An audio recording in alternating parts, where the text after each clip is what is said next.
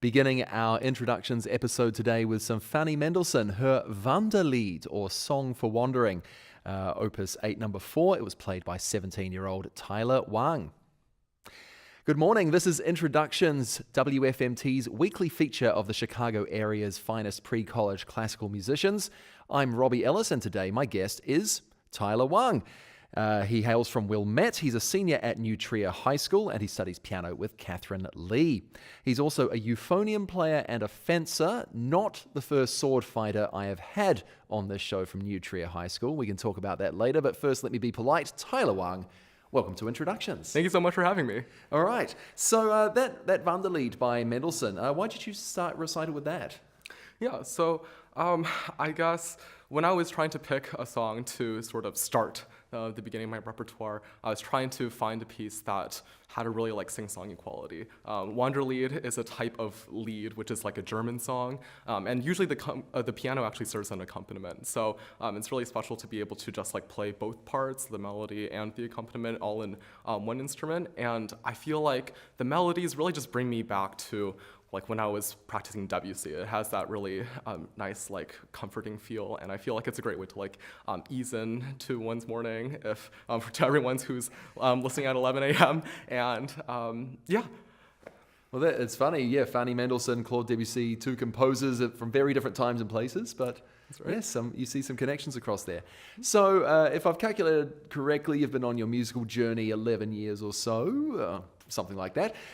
Tell me about your early experiences with music and starting piano.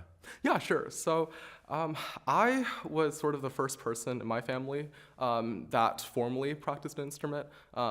I started in first grade, as you mentioned. I remember on the car rides back home, I would always listen to CDs of Suzuki exercises. And I feel like at the time, I didn't really get the purpose of listening to them because I didn't feel like it made my playing any better. But I think, reflecting back on it, it's one of my first formative memories. I think a lot of the time, because my parents were also new, they were exploring this musical journey with me.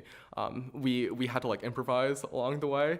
I remember my mom would make flashcards for me. What's this note in treble clef? What's this note in bass clef? Let me try to guess this before you do. And I also remember one of my first performances.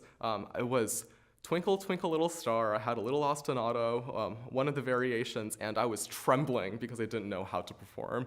And I barely made it through. I don't know how I got through it, but I guess that first experience kind of taught me that you have to believe in your playing in order to play well. The nerves are helpful, but I guess, yeah, you learn to overcome them. Later on in this recital, we're going to hear some French music, Frédéric, Chopin, Maurice Ravel. You've obviously just played Fanny Mendelssohn, but right now is a Beethoven sonata movement. So would you talk about what you've picked and why? Yeah, sure. The Beethoven sonata that I picked is also called The Tempest. I feel like that imagery is very fitting. There are a lot of sections where the passage feels calm, but you can tell that something's brewing, and then when it actually brews, it feels like a storm. I have a personal connection to this piece, kind of. Over the summer, I was able to work at Chicago, so I would take the train, the L, to my workplace every single day, and I would listen to Beethoven every single day on headphones, which is probably not advised on public transportation, but I did it, and so whenever I hear this, I always envision Howard Station coming up at me. I always envision the doors closing sign, and I guess it's sort of that intimate personal connection with the piece, I think, really helped my playing when I sort of had to envision the musical scene in this Beethoven, because I feel for me at least, Beethoven is very musically difficult. It's harder to sort of grasp your mind around the passages, and I feel that experience definitely allowed me to increase my musicality. Well, Tyler Wang, I'll let you take your seat once more, and we will hear that Beethoven, the first movement of the Tempest Sonata. You can have a seat now. And this is music by L. van Beethoven, memories from the CTA. Tyler Wang, 17 years old, from Wilmette, with the first movement of Beethoven's Tempest Sonata on Introductions.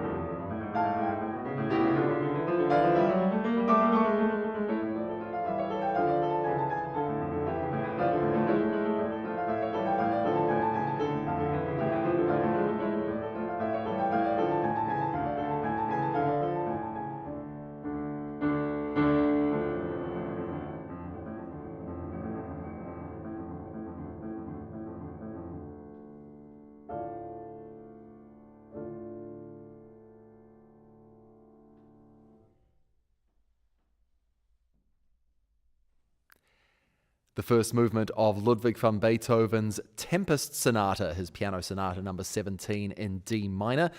Nicknamed after the Shakespeare play, it was performed by 17-year-old Tyler Wang. This is Introductions, and we're on the web at wfmt.com/introductions. You can audition to be on this show, by the way. If you are pre-college and local to the Chicago area, I'd love to receive your application. Just send a few videos of your playing. There is a form on the web, wfmt.com/introductions. I'm Robbie Ellis, and today my guest on Introductions is 17-year-old Tyler Wang. He hails from Wilmette. He's a senior at New Trier High School. He's with me at the mic once more, and I'd like to ask you about an unusual choice of other musical pursuits. Often I'll have pianists on this show, and they play a little violin or they play a little clarinet.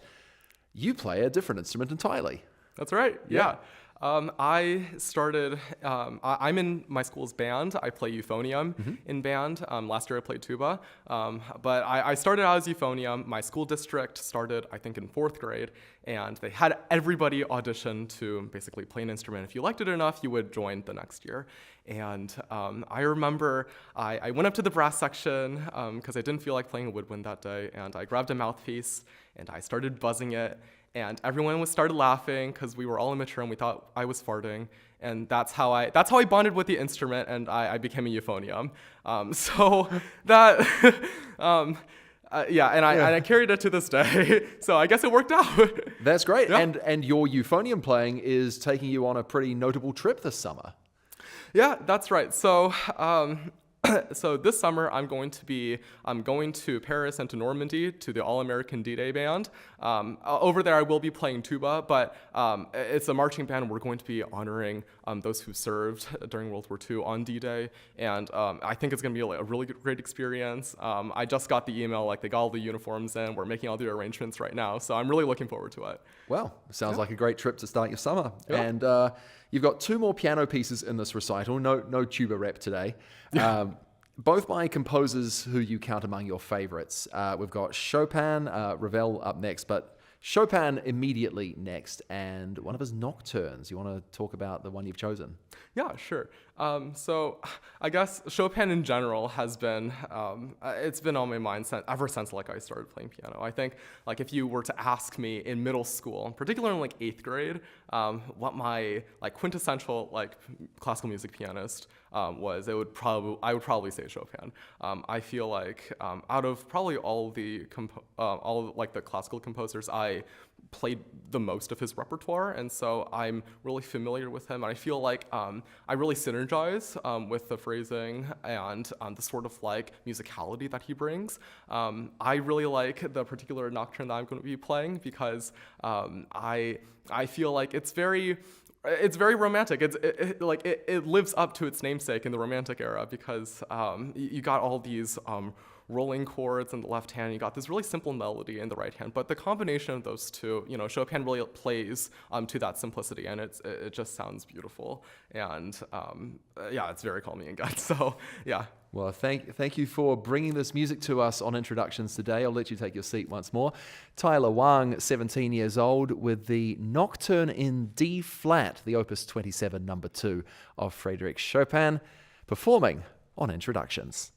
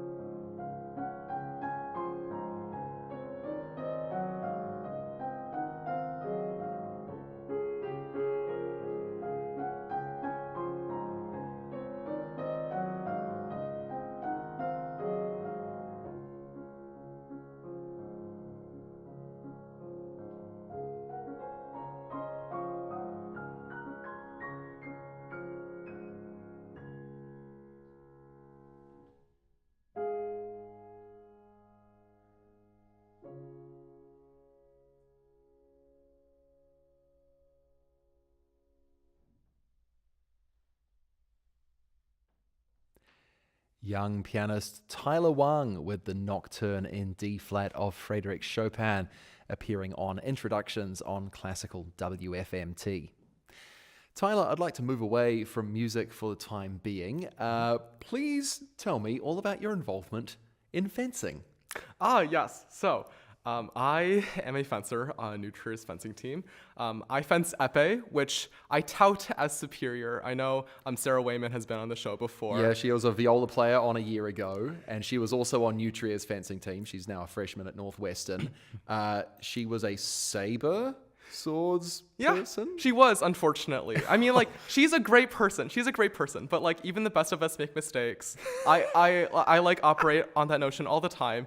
I just believe that there are so many things that are confusing about like the rules that they have and the special equipment they need to wear that makes you overheat. So I love épée, and I like to bring that the mindset that I have when I practice piano into my fencing tournaments. I think it gives me a lot of motivation. But yeah, I really synergize with épée. Okay, so épée, you said that saber has too many complicated garments and protective things. Why exactly is épée superior? Oh, épée is superior because it makes sense. The other weapons have a set of rules called right of way, where if you attack first, you like there are a set of rules that basically give you a little bit of a license to like take a little bit of time, or you can hit, and even if they get the touch on you back, you still win the point. In épée, if both of you touch at the same time, you get a double. If one person touches first, you get a single light in your favor. And right of way kind of messes with that a little bit. I can't really grasp with it. I started with another weapon that had right of way, and I moved into épée, and I did not look back. All right, and also épée appears in crosswords more than saber, I guess. It's one of those words. So aside from fencing, I understand that you tutor younger students in a number of different subjects. That's right, yes. I am a math and English tutor in Nutria's Academic Assistance Center. I sometimes have the opportunity to go to different classes and help teachers revise essays, or help sort of the entire class review for an algebra test or something like that. And we also give like individual help. And I also tutor privately. I have a Chinese student, and he when I first met him, he was just starting on his Chinese journey. So it was really amazing to see his Chinese progression sort of like over the years, and paired with like the classes that he's taking at his middle school. I think like it was just really amazing to see his vocabulary grow, and I give him like vocabulary tests, and he's like, oh, I recognize all these words, and now I can write them as well. So it's just been a wonderful experience trying to like help these students. So wait, does Nutria High School offer the Chinese language, or are you're teaching somebody whose middle school offers Chinese, or what's the deal there?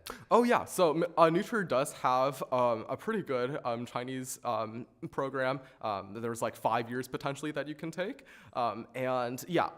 his middle school, he goes to High Crest, which is also in the area, and his school has Chinese as well. I went to High Crest, so I bonded with like having the same teacher and everything. So yeah, it was really fun. Oh great. Well, 我说汉语不好. And that is true. One of only 2 C's I got in my entire university career was Chinese language, and I'm still salty about it. Anyway, piece to camera for Rover. Tell me about your last piece of music by Maurice Ravel. Oh yes, so I love this last piece.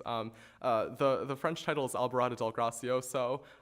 The translation in my book translates something to the effect of the comedian's aubade, and it's supposed to, I guess, invoke the imagery of a clown dancing at dusk or like in like early morning, and that's a very violent imagery for me. I don't really like clowns. I'm not able to synergize with that. So we were talking about past trauma earlier. Is this how you're addressing it, Tyler? Sorry? Is this how you are addressing your trauma, by facing it head on with your piano repertoire? That's right. I project it every single day. Yeah, okay. Yeah, that's right.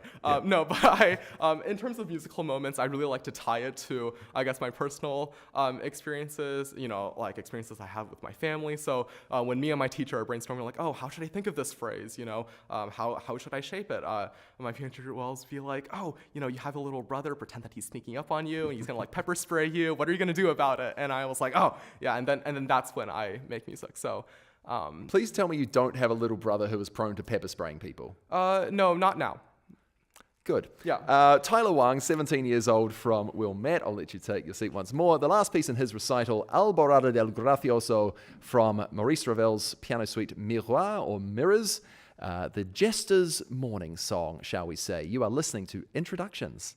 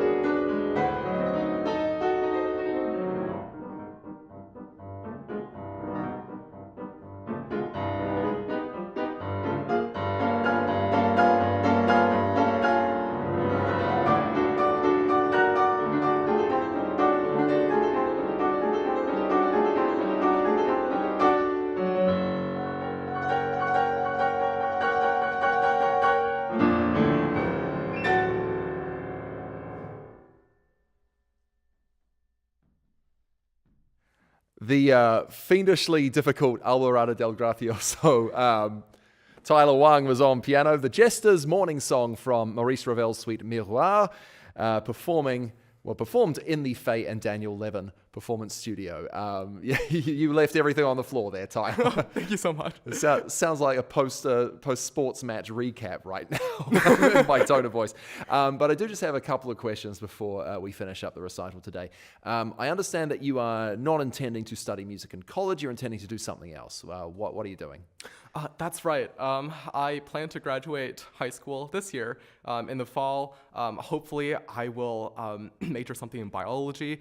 I hope I can sort of intersect my interest in biology with different sectors as well. I really got into interdisciplinary stuff over the summer, so I think it'll be really interesting to sort of intersect community health or public health or LGBTQ disparities inside my sort of biology realm. And I do plan on at least starting on the pre-med track. We'll see how everything goes. I think it's important to keep open sort of one's, I guess, like options in the future. But I guess like everything, like academic aside, I do really want to continue my sort of like career in music as well. I hope to like join a couple ensembles and sort of take, some non-classical routes, but also some classical routes as well, just to try to like expand my repertoire. And I think, yeah, that's where I'm generally headed right now, but I'm pretty open to the future. Well, depending on the school, you'll have plenty of opportunities for that. I mean, there are plenty of things that non-music majors can still do musically.